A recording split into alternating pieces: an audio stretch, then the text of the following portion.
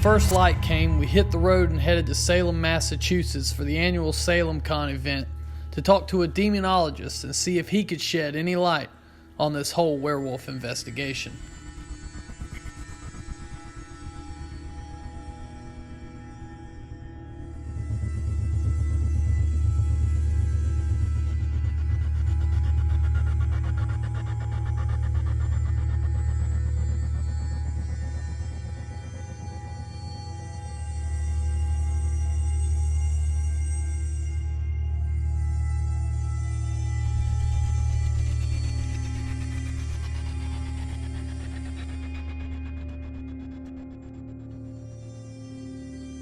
I'm a deacon with the United States Old Catholic Church, and I'm also a demonologist, or that's my specific study, a demonologist, but I'm also a paranormal investigator as well. A demonologist? What does a demonologist really do? Well, the demonologist is basically the mediator, so if you look at a paranormal investigator or somebody that goes in the house, they collect the data, they investigate to see if there's any plausible activity. And then if they feel like it's something that they can't handle, if it's negative, not necessarily demonic, but if it's demonic, usually they would call somebody like myself, and like there's John Zaffis, is the Ralph Sarchis, the Ed Warren, which is the most famous of them all, basically, Adam Bly's.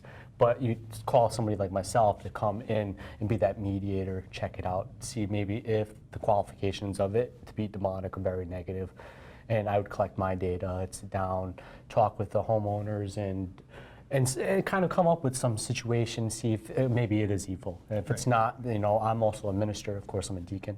Oh, so wow. I can always do a cleansing there if they feel that's something that they want. So if it is demonic, you're able to take your skills and make something. Well, no, if it is truly demonic, I can get permission from the church and do like a blessing, but more so if it was a demonic infestation. Basically, what would happen is, because I'm that mediator, I'd get. Do you know how scary that sounds? Demonic infestation, yeah. It's the best word you can call for it, because if you look at what demons are, if you look at the literature and if you look at the hauntings, it is an infestation because they are predators. They are very predator-based. They go after their prey. So if you think of like a infestation, like a rat infestation, they're very territorial.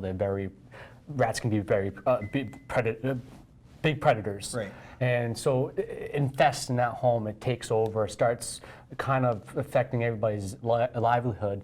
But in that same situation, if it is that, I'll call the church, because usually when it comes to demonic infestation, you would do a minor exorcism of the home. Right. And I don't have the ability to do exorcisms. I'm not properly trained, even though I am Catholic right. and I am a clergy member. That is why as the demonologist, I'm that mediator. So if it was more than a house cleansing, then I would bring it.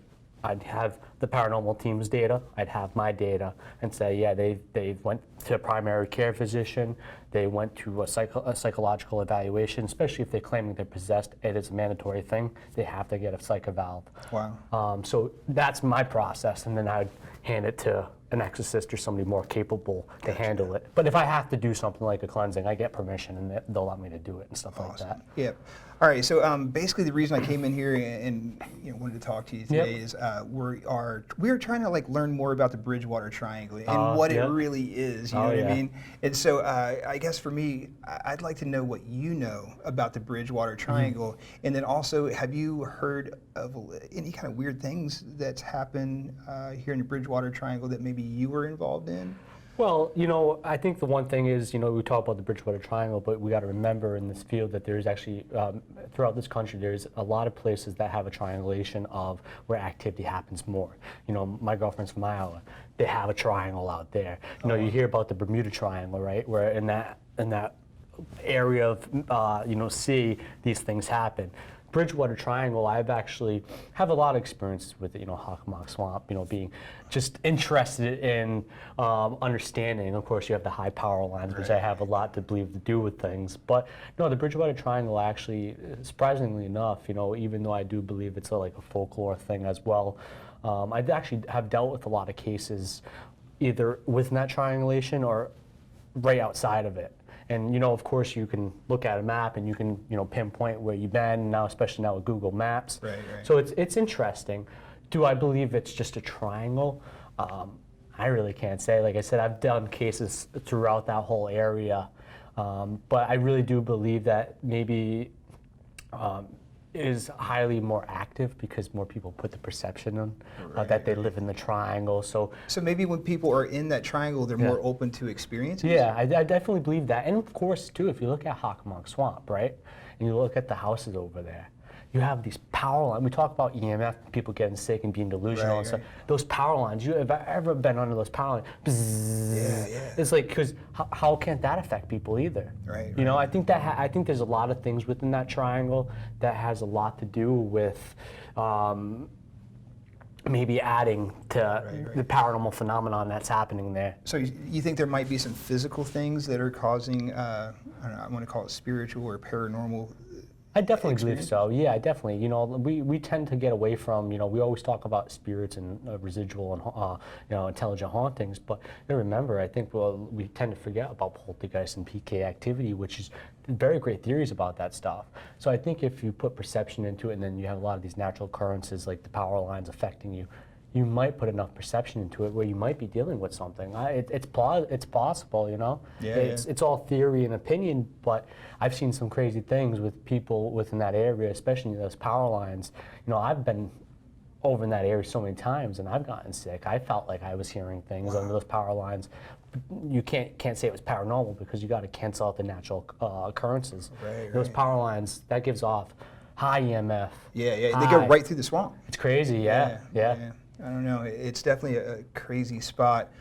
We actually are going to go look for a werewolf not too far from this triangle. So I'm excited about that, man. What's your thoughts on that? Do you think there's a possibility werewolves could be real?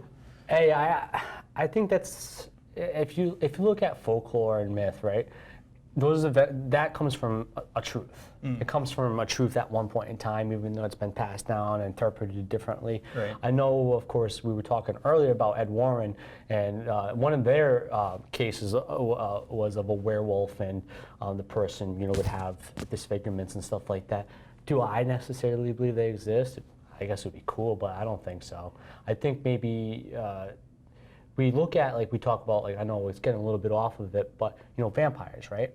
You know, I believe vampires exist, but not in the aspect that you see in the movies, like Dracula turning into bats. So maybe they're in the same interpretation. Maybe there's people that would consider themselves werewolves or something like that, but I've never come across it. I'm a person that has to see it to believe it, or have to kind of dealt with it a little bit. I've never dealt with a werewolf, so I can't really tell you if it exists or not. If it did, man, I'm running. Absolutely. I'm running. I ain't messing with no werewolves. No.